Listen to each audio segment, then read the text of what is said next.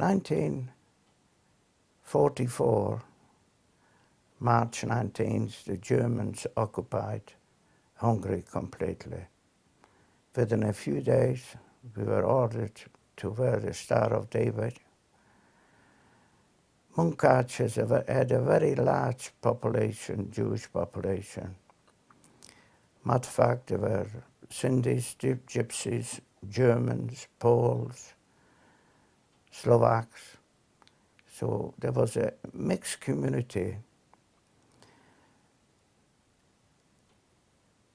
Within 4 weeks, the Germans created a ghetto. Fortunately, where we lived, that became part of the ghetto, and therefore we didn't have to be moved out and moved into somebody else's house. But we had to accommodate other people who were brought in.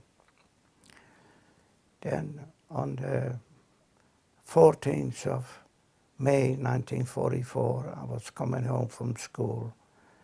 I entered the street where we lived. Distance away, I noticed a German army lorry and some Hungarian police and some SS and a dog. As I got closer, I recognized my 2 sisters and my father back of the lorry. As I got quite close, I witnessed an SS man hitting my mother across her face and throwing her back of the lorry. I was immediately ordered onto it. I wasn't allowed to go into the house or leave my school bags or change my uniform. The back was shot and we set off. We traveled roughly 1 kilometer into the house. Brick factory. It was a very, very large brick factory. We were ordered off, and as I turned, there were the SS, Hungarian police dogs, fellow Jews there, children, women, elderly people, young people. In front of me, I noticed cattle wagons. The door opened. They were all opened. I don't know how many there was, but I just learned later on that there were 50. In the middle, as we were ordered onto it, in the middle of it, there were 2 barrels.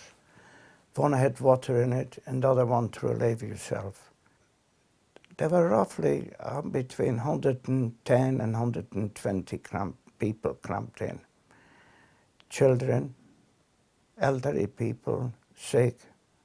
The door was shut.